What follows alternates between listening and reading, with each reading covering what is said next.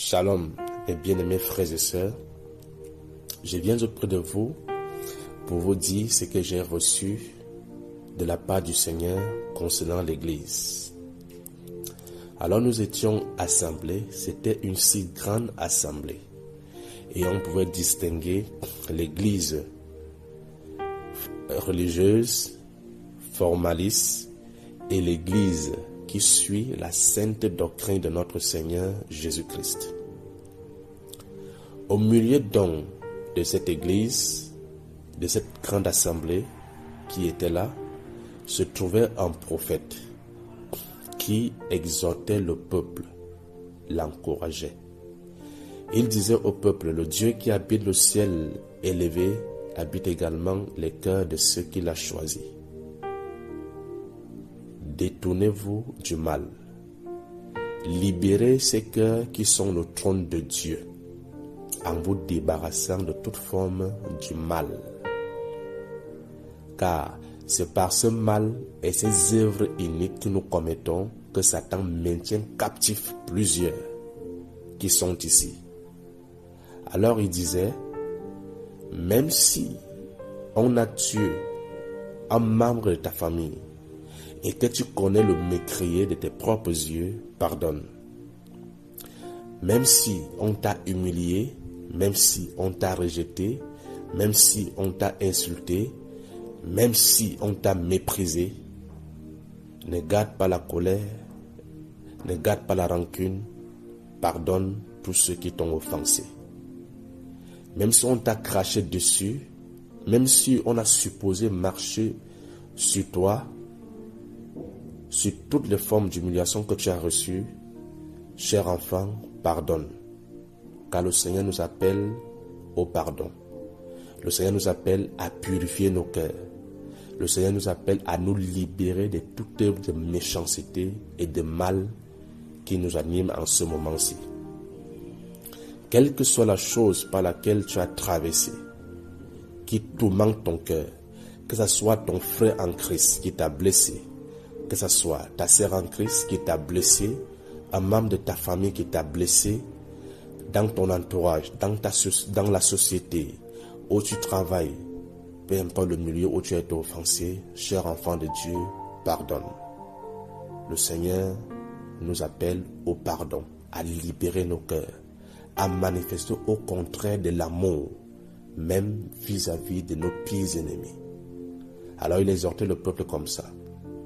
Il exhortait le peuple, il l'encourageait à renoncer au mal et à pratiquer le bien, à renoncer à l'immoralité, à renoncer à tout péché, à toute forme d'impurité et d'impudicité qui peut se nommer au milieu de l'Église. C'est ainsi qu'il parlait.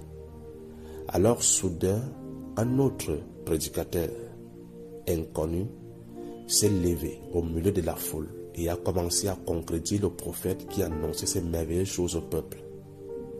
Le peuple qui soudain était attentif au prophète qui parlait a tourné maintenant son attention vers ce prédicateur inconnu.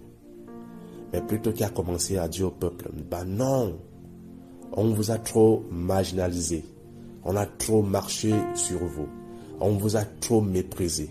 Il est temps pour vous de vous lever et de réclamer justice, de réclamer vengeance. Si quelqu'un te fait du mal, montre-lui que tu peux aussi également lui faire du mal. Montre-lui que tu peux également lui blesser. Montre-lui que tu peux également lui faire ceci, lui faire ceci. Ces paroles ont ému le peuple.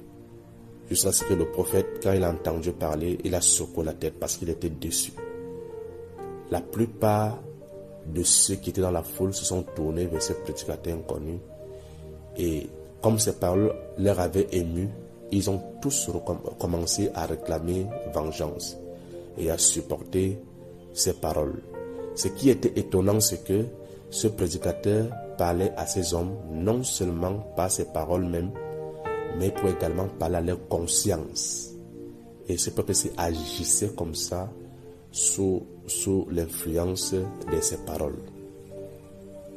Pendant qu'on y était, et que avant que ce prédicateur inconnu ne prenne la parole, quand le prophète de Dieu parlait et conseillait le peuple à vivre dans la justice, la silhouette de Satan, je l'avais vu apparaître au milieu de l'église sous une forme monstrueuse.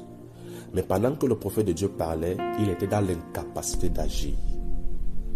Mais quand ce prédicateur inconnu-ci a pris la scène, a commencé à parler aux consciences et que ces paroles ont ému le peuple, Satan a réapparu dans une rage terrible. Il rougissait de rage en pleine assemblée. Il était dans la colère. Sa forme monstrueuse était là. La détermination de détruire l'œuvre du Seigneur était dans ses yeux. Il était enragé, en colère, en colère, en colère, en colère.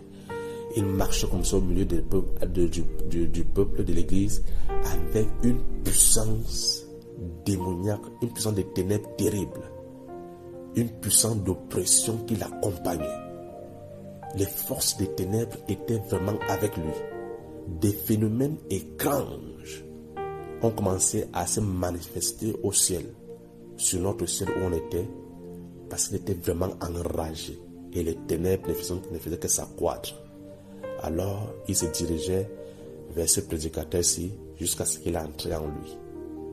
Il a commencé, ce prédicateur inconnu dont Satan allait entrer en lui, a commencé également à manifester avec rage comme Satan faisait. Et les mêmes phénomènes démoniaques qui se manifestaient étaient là. Et c'est ainsi que le peuple a commencé encore à se livrer au mal. L'oppression était grande. On ressentait ça sur nous. Nous qui étions là et qui disaient que, oh là là, ce peuple aurait dû écouter ce que le prophète disait tout à l'heure. Et nous ne serons pas livrés ainsi au mal. Que se passe-t-il? L'oppression de l'ennemi nous tenait tous.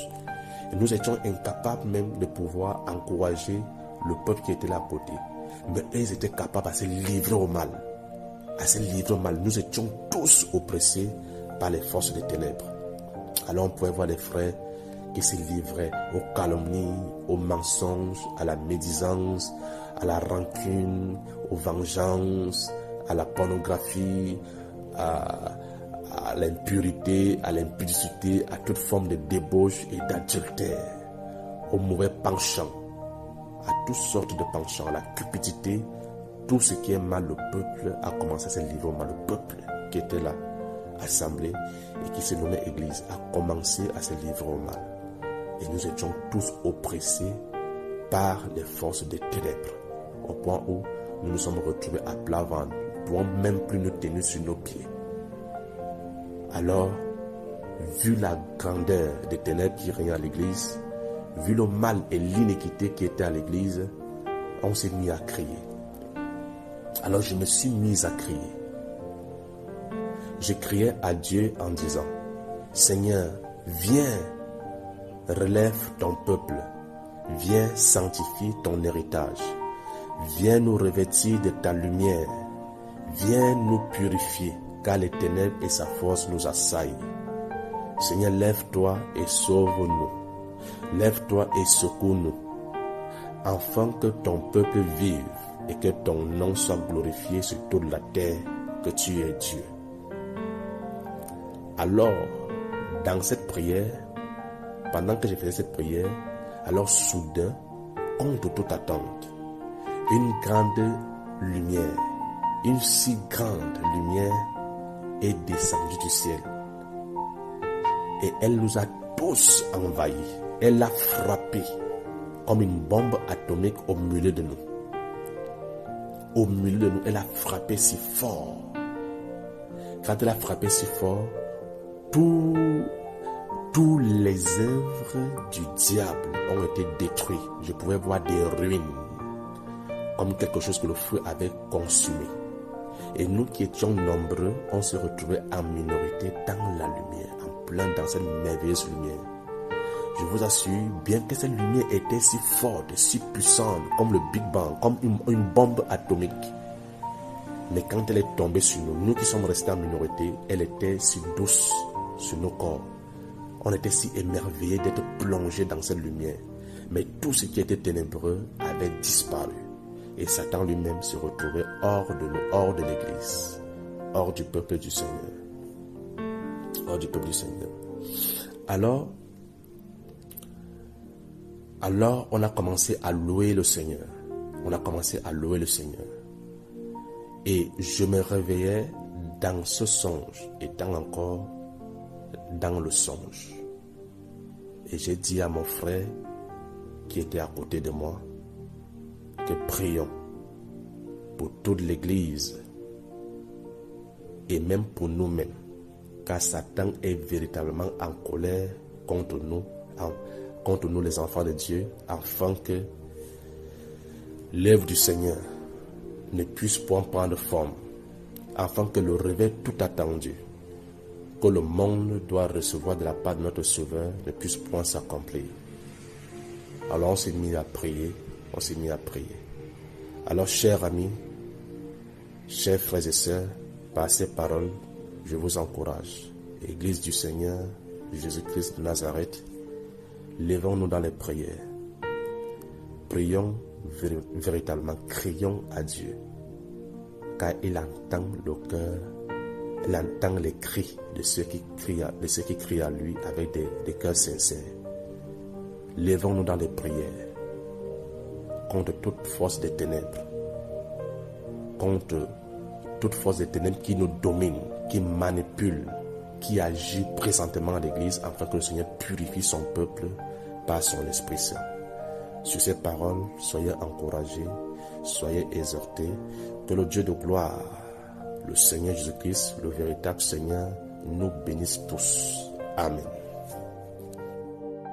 Pendant que ta grâce nous accueille devant ton trône béni, nous te prions, tendre Père, de pardonner nos fautes et de laver nos cœurs de toute impureté. Entends les cris de mon cœur qui implore ta bienveillance. Fais tomber mes offenses, fais luire sur moi ta face. De mes lèvres impures au grand roi, oh oui, j'ai péché contre ta loi.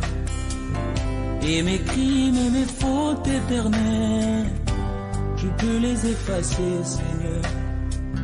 Purifie mon cœur, sanctifie ma vie, ô Saint d'Israël.